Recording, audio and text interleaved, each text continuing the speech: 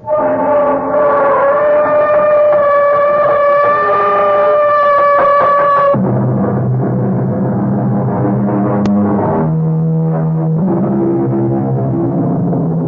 in. Welcome. I'm E.G. Marshall, your companion on these journeys we take to the outer boundaries of the unknown. Perhaps the greatest unknown of all is not what exists out there in the nether regions of distant space, but that which beats constantly inside each of us, the human heart. The human heart. It's both a tangible physical organ and also a mysterious, incomprehensible force. Yes, it's the brain that weighs, assays, analyzes, but in the end, it is the heart that decides. And each of us may be surprised by the decision of his heart, because the heart has its own reasons. Our mystery drama, I Must Kill Edna, was written especially for the Mystery Theater by Sam Dan and stars Elliot Reed.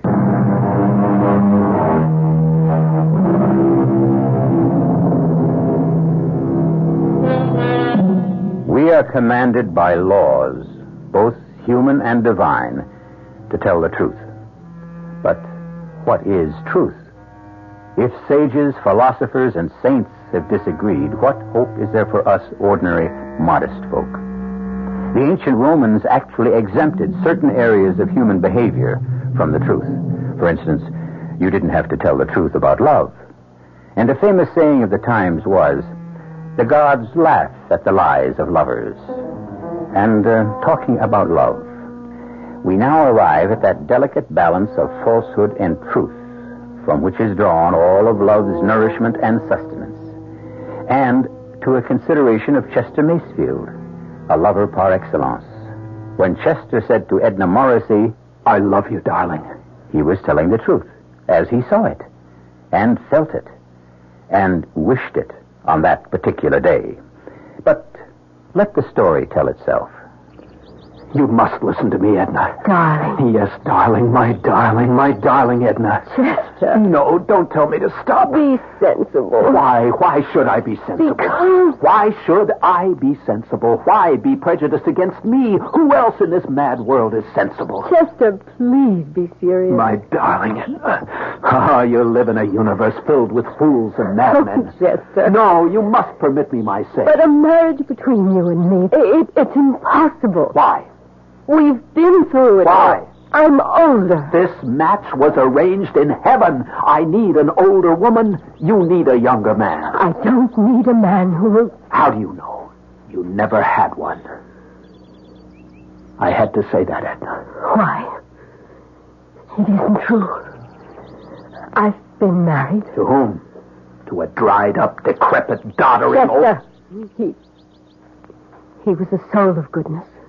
The spirit of generosity. I'll give him all that. But he wasn't much good for a woman. Certain things are more important than the fleeting physical attraction. Darling Edna, you can say what you like, and you can like what you say, but it's a life. We human beings were made for one thing and one thing only, and that's love. Oh. Everything else merely fills the rest of the time. Oh, Chester, can't you ever be serious? I'm always serious. I'm tending to the serious business of life, which is love. You're the frivolous one, frittering away your time with all sorts of ridiculous projects. Oh. I believe you call them good works. Surely even you must be aware that there are people who are starving. Ah, but I'm wise to you, darling. I know why you engage in these frenetic philanthropies. Do you? You're only trying to whitewash your father. My father was kind and good.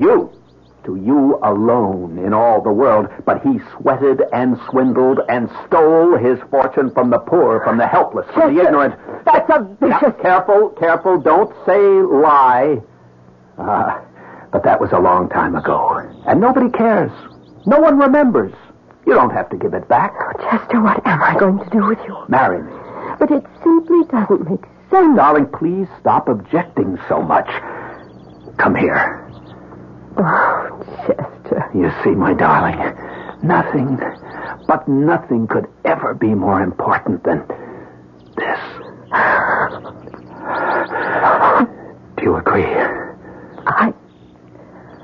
I'm not sure. Let's try it again.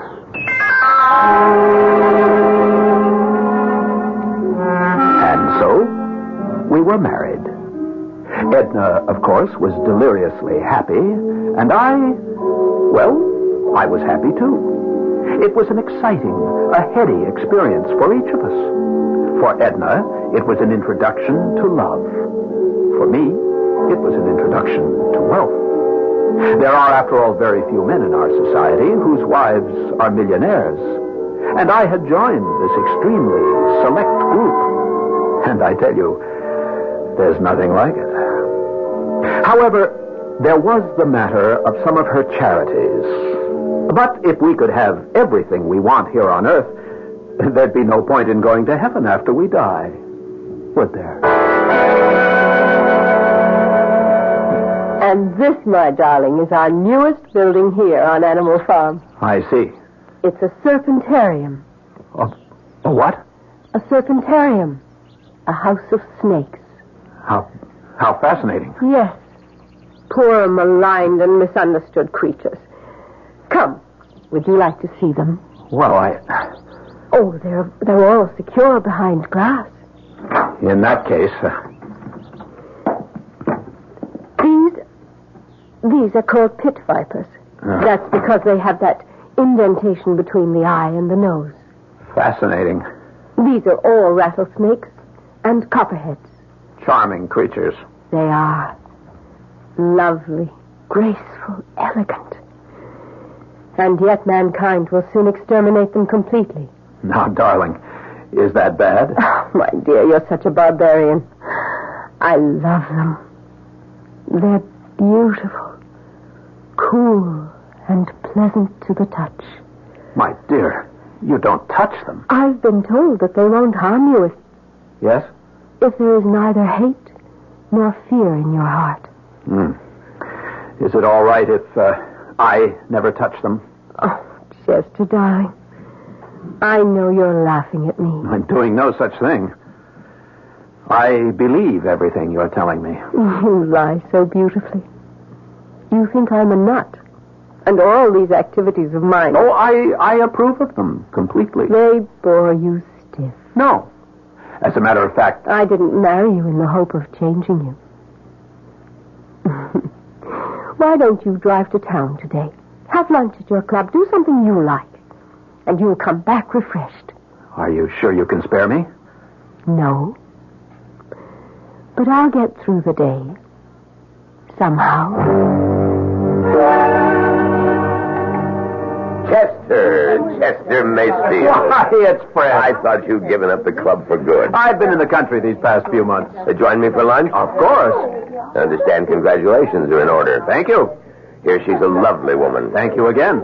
And money doesn't hurt either. That is a low blow. There are no low blows among old friends, only bitter truths. She's 50, and in what we could consider the soft September of her beauty.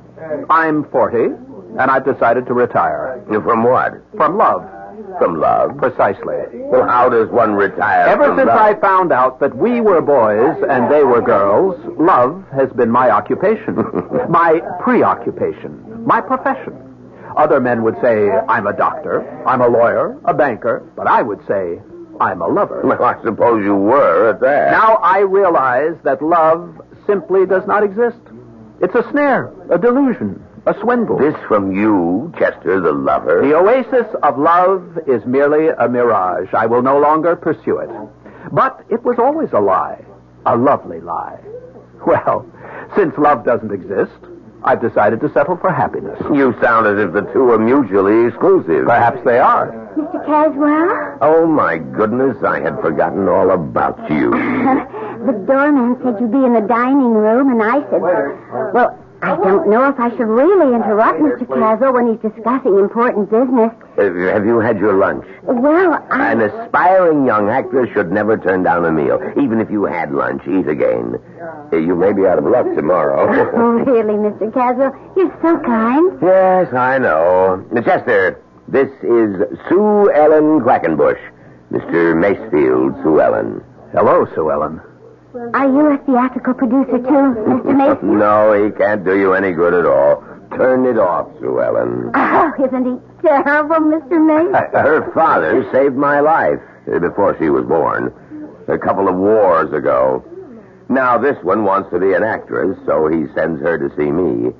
For old time's sake, can I do something? Well, he did save your life. Still, it's too much to ask in return. But you are a famous producer, Fred. Oh, what am I going to do with you, Sue Ellen?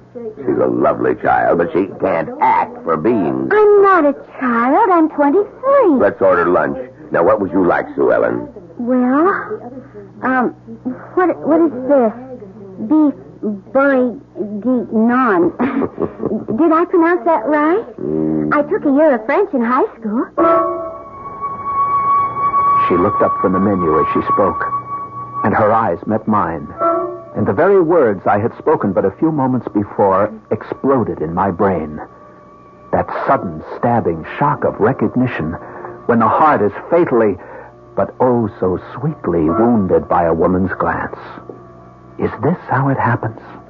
Have I been stabbed finally and at length and for the first time in my life by a provincial schoolgirl struggling with French words on a menu? And le soup onion avec croton and fromage and the calf au lait.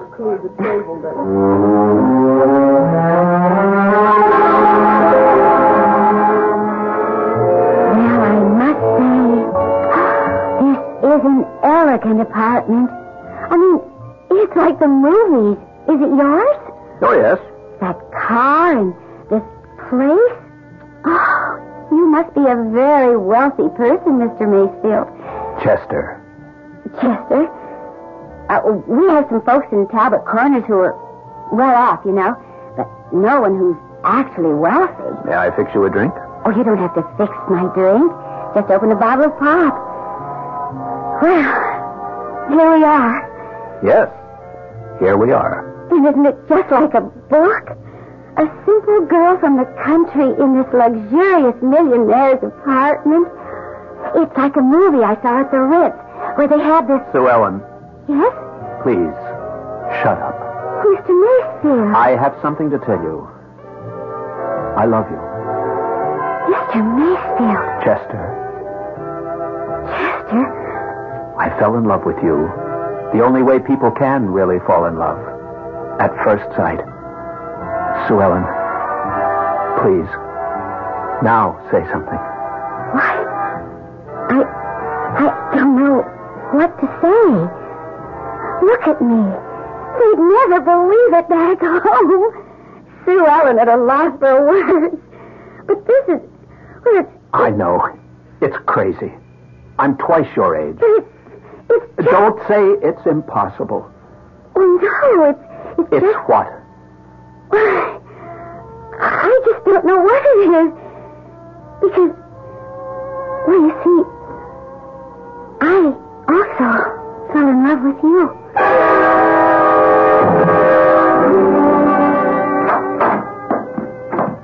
Hello, darling.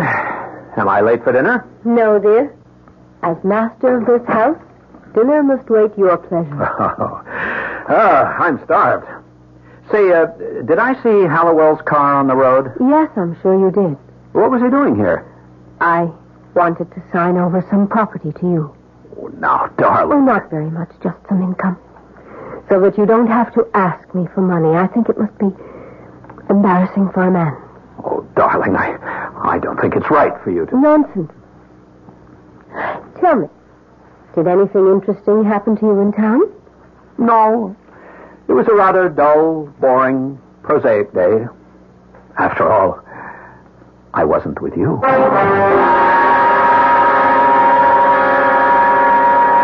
True, this may sound like the worst kind of male chauvinism, but could a man ask for a better deal? A young girl for excitement and romance? A mature woman for stability and financial independence? Sounds great. Looks good. But the problem with a structure of this kind is that the foundations rest on quicksand. Something will have to give.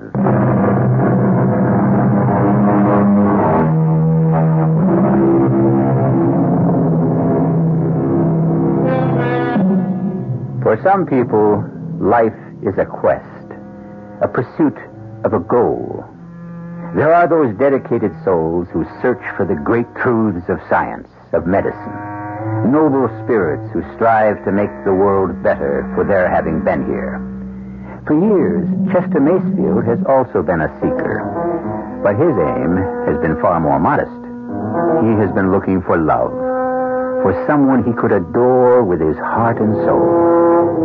Well, aren't we all? And Chester finally found her. And as you can imagine, Chester is deliriously happy. However, there are lucid moments when Chester is reminded of the fact that he is a married man.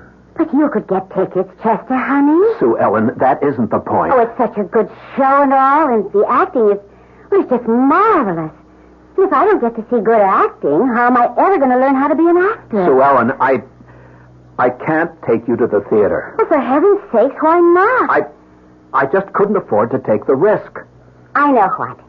Take me to Luricchio's for supper. Oh, I'll do better than that. I'll have Luricchio's send supper here. What? A specially catered supper. Oh, but that isn't the same thing. You don't go to Luricchio's just to eat. You go there to be seen and talked about and photographed by the media. And that's exactly why I can't take you. But I have to be seen. I want to get my name in the papers. I need publicity. That's how I can get an acting job. Darling, Well, I mean, you know, it just gets to be a drag sitting around here all the time. I love you, Sue Ellen. Please, believe I love you. Well, I'd maybe believe it If what? if you divorced her, married me. I want to do that, Sue Ellen. You don't know how much I want to do that. Well, what's stopping you? If I left Edna, I wouldn't have a nickel. Oh, it's her money. Yes. Well, what are you going to do, Chester, honey? I don't know. But I know this. I simply can't do without you. I know, Chester, honey. I know. You'll think of something.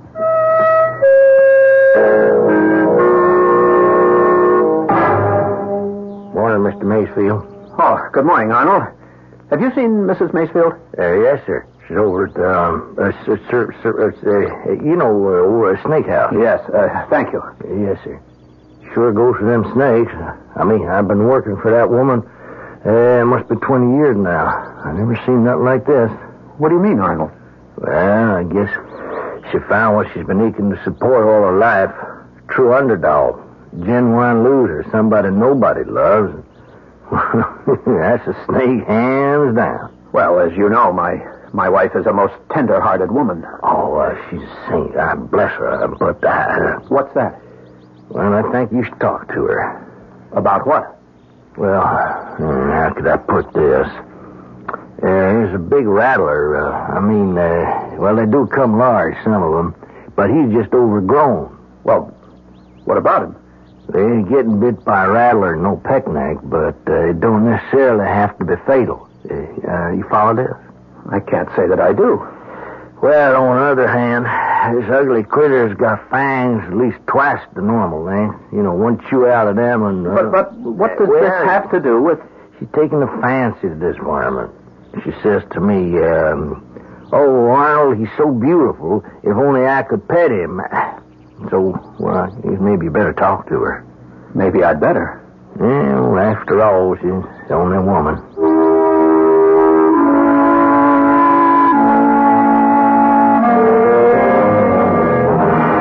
Edna, darling. Chester.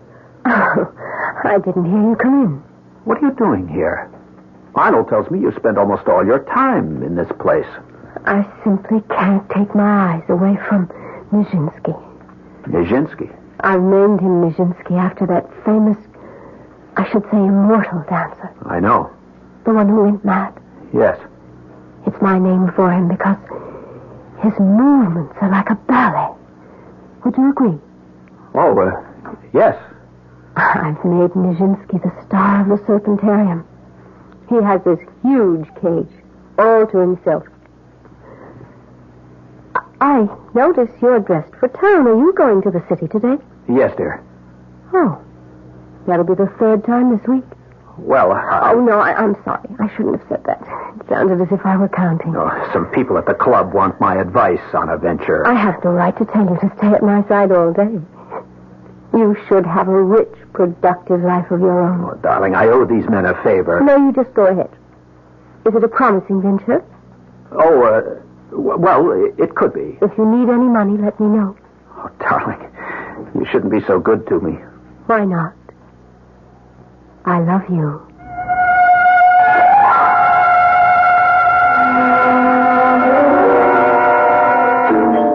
Come in, Angel. It's open. Darling! Oh, it's you. Chester. Well, of course, Chester. Oh, that's a stunning outfit. You didn't have to get all dressed up for me. Well, I couldn't very well call you at your home now. Could I? I mean, what could I have said? Why would you call me? Well, to tell you that I couldn't see you tonight.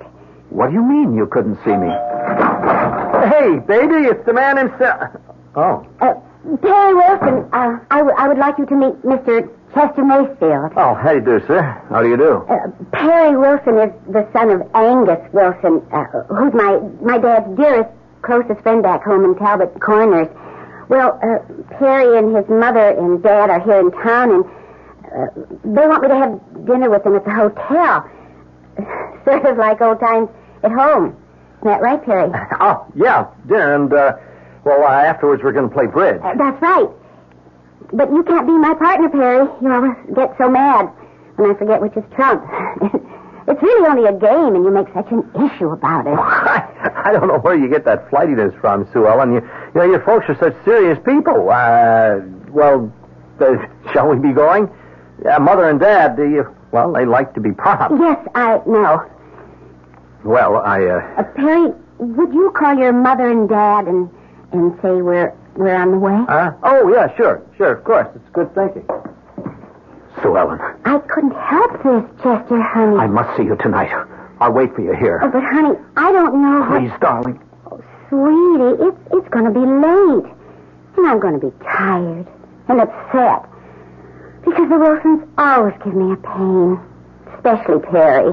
He's so conceited. But, darling, We can be together tomorrow night.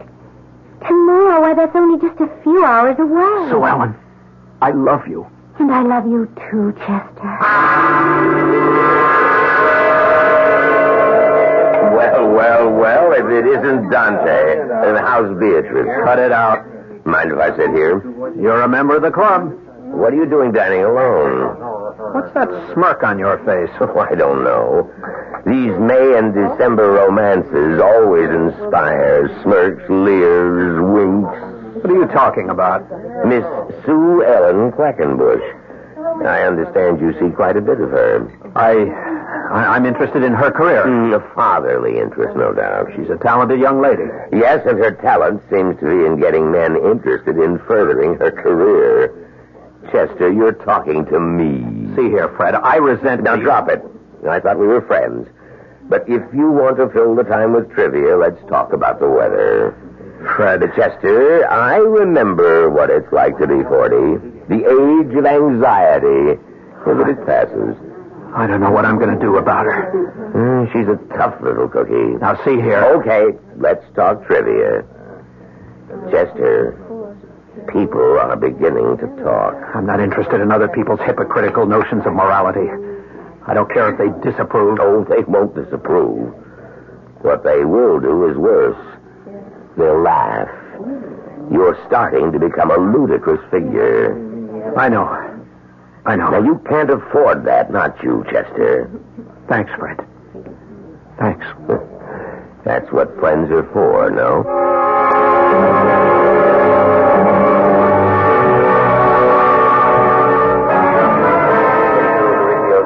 Darling?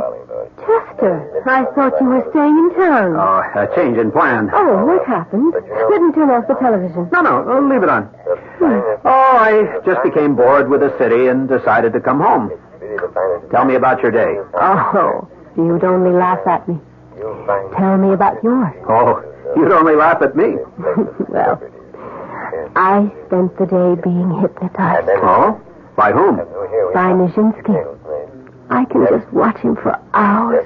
I see. Have you been here before? What are you watching now? Oh, I don't know. The television was on just while I was reading. I think it's one of those celebrity programs. Oh, it's at Laricchio's restaurant. Have you ever been there? It's an old camping ground of mine. Everybody, welcome to Laricchio's, where you meet the stars of yesterday, today, and even tomorrow. If you like. And let's see who's here tonight. Oh, who is this breathtaking little blonde beauty? Wait.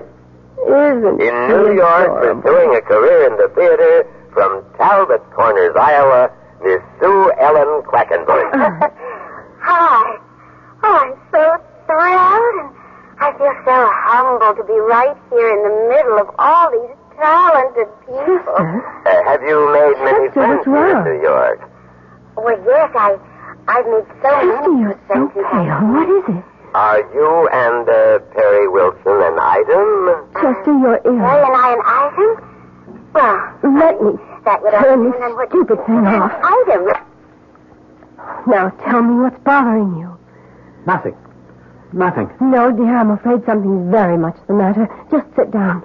I'll get you some water. I'll kill her. I'll kill her.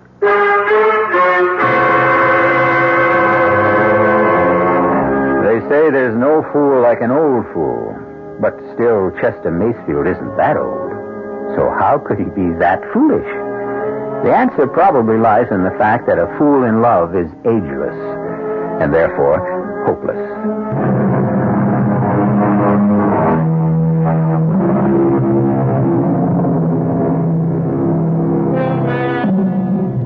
Chester Macefield is speeding into the city with blood in his eye and a .32 caliber pistol in his pocket. Chester Macefield, a man of the world, has been betrayed by a woman, a slip of a girl, barely out of her teens. But she has wounded him, not just in his heart, which after all can recover, but in his vanity, which can never be the same. Chester! You lied to me, Sue Ellen. You lied to me. Now, Chester, honey, I don't have the vaguest notion what you're talking about. I'm so thrilled, and I feel so humbled to be in the midst of all these talented people. Oh, that? Yes, that. Well, honey, just what do you think you can do about it? I can kill you. Chester, put that gun away. Back home, everybody has a gun, and we have all kinds of accidents. I'm going to kill you, Sue Ellen. Why? Why? Because you lied to me. And who says I can't lie to you? What am I supposed to do while you're at home making love to your wife? How am I supposed to feel? What am I supposed to think? You want everything your way. Sue Ellen, I love you. Oh, fine, I love you too. But maybe love isn't enough. What do you want? You take that tone out of your voice. Don't you make it sound as if I want something unreasonable. I want what I have a right to want. A man I can be seen with. A man I can be with all the time. I don't want a man who's ashamed of me. But I'm not ashamed. Then take me places. But you know I have a wife. Then choose between us. Sue Ellen. It's your problem. Wait for me. Why? What is going to happen? I don't know. I'll think of something. Please. Well, all right. All right. But I don't want to wait forever. I had the gun in my pocket. I'd rushed out of my house filled with an insane rage to kill. But the moment I saw her, heard her voice, touched her hand, I knew I couldn't. I knew I couldn't kill her. And yet, if I wanted Sue Ellen, I would have to kill Edna. Because, and it sounds so mercenary and mundane, but without Edna's money, I knew that I could never have Sue Ellen. But kill? How do you kill? Murder.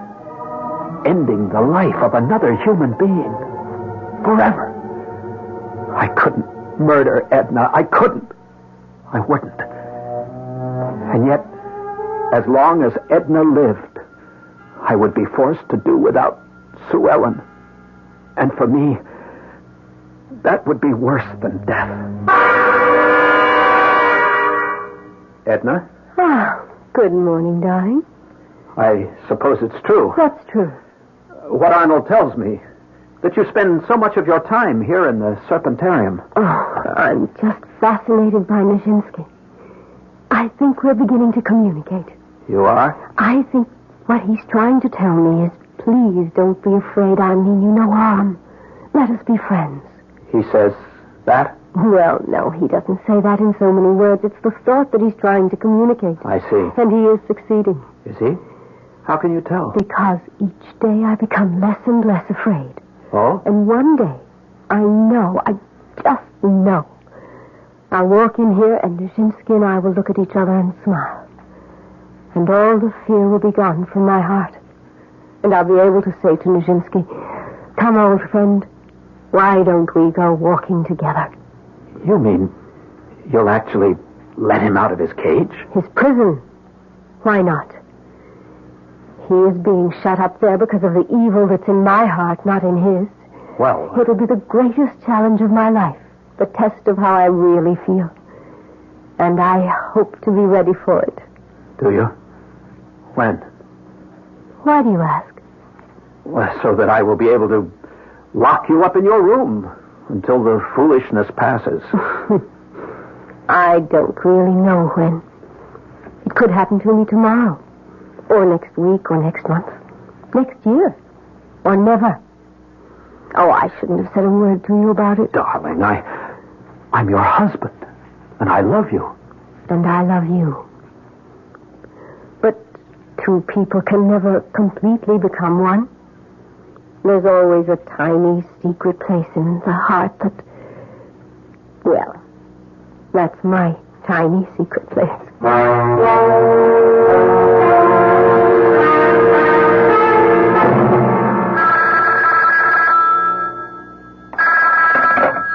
Hello? Sue Ellen, darling. Oh, it's you. Is that the chump? It's the chump. Sue Ellen, darling. Where are you? I'm at home. Oh, you're at home. That's nice. What have you got to say to me? Hang up on him. He pays the rent, remember? I just wanted to tell you, things will be looking up very soon. That's what you said last night. I know. And the night before? Perry, you stop that now. You and I will be married very soon, darling. Have you asked her for a divorce? No, but But what? Perry. I've got something better planned. What could be better? Now, just be patient. How long am I supposed to be patient? Just a little while longer. And what do I do in the meanwhile? Sit around all alone every night? Perry, you're terrible. Sue Ellen, I love you. I need you. Soon, I'll be able to give you everything your heart has ever desired. Tell me you love me. Honey, you know I love you. I have to know that. I have to be sure of that. And now I see what I have to do. Goodbye, darling. I'll be with you soon. Very soon. And I'll be free. Chester? He hung up. Well, let's see, baby. Where were we? Darling, would you mind terribly if I went into the city this evening? Of course not, dear. It's these same people at the club. You know, the ones I told you about. Oh, yes. For some reason, I can't imagine why, they seem to think I have a knowledge of land values. Well, Chester, you are a very capable person. Oh. Well, this thing may run late, so don't wait up for me. I will. I always feel, well, incomplete unless you're in the house with me. I'll always remember how she looked. She was almost pretty when she had that shy smile on her face. But would it be murder? If all I did was help her to kill herself? She had this insane affinity for a lethally poisonous snake. Sooner or later, she would release him from his cage in the mad delusion that he was her dear friend. Would it be murder? No. It isn't murder. Look at him. This enormous monster coiled in his cage, sleeping. No one had seen me enter this house of crawling, murderous creatures.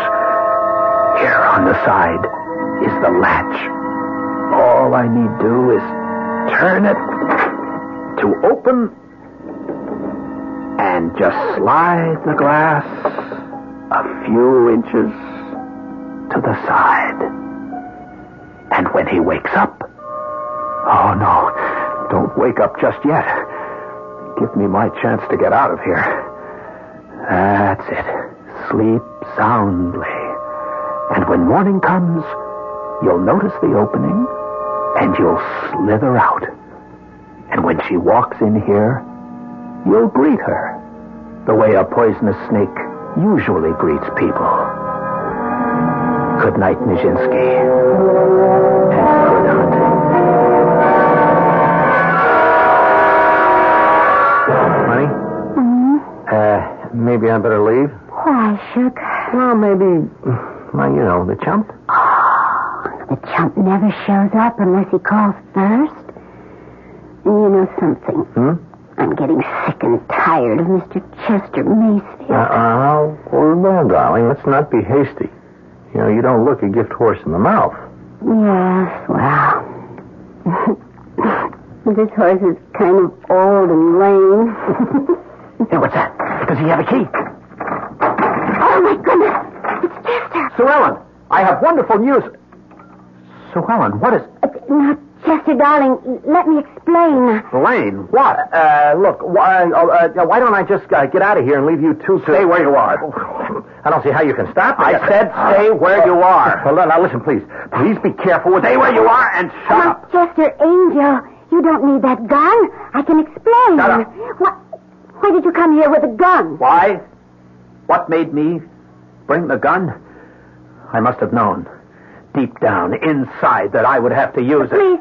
Please, Chester, don't talk that way. I'm going to kill you. No, please. And him also. Now, look, mister, please, what did we ever do to you? And what did you do to me? All we were doing was having fun. Would you gonna kill us for that? Chester, you're an old man. You just weren't enough. No! Don't kill us. Look, mister, I don't want to die. You'll never laugh at me again. Never. Edna. I have to save Edna.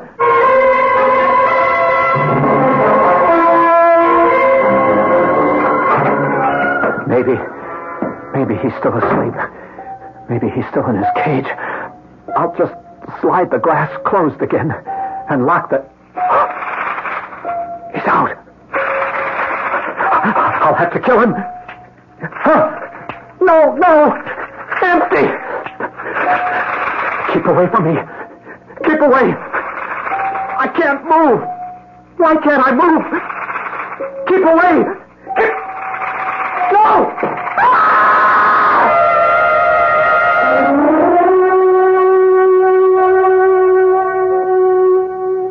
I'm sorry, Miss Macefield. Thank you, Arnold.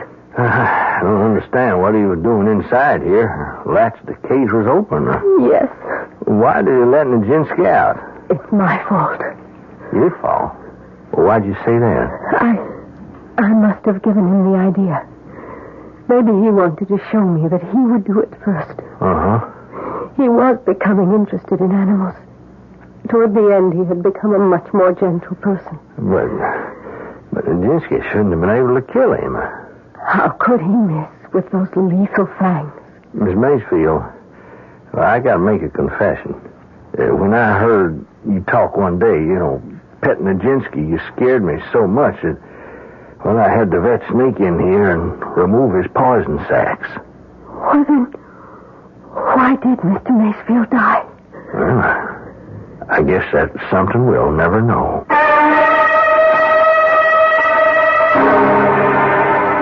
But we know Chester Macefield died because, in so many cases, fear itself is more than enough, especially when it's aided by a guilty conscience. As William F. Cody, better known as Buffalo Bill, used to say, if a man is scared enough of a gun, you can kill him with a blank cartridge. Cast included Elliot Reed, Joan Loring, Leon Janney, E.V. Juster, and Earl Hammond. The entire production was under the direction of Hyman Brown. Radio Mystery Theater was sponsored in part by Buick Motor Division.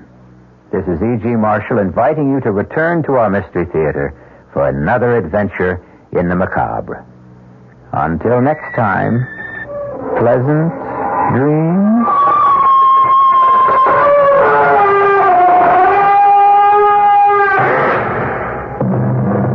The preceding program was furnished by the Columbia Broadcasting System. This is WOR New York and RKO General Station. The preceding episode of the CBS Mystery Theater was originally aired in 1974, and it was recorded off the air by Gary C. Dudash of AM Treasures, Babylon, New York. In turn, I have taken the... You've been listening to the OTR Gold Network. Find more classic radio at otrgold.com.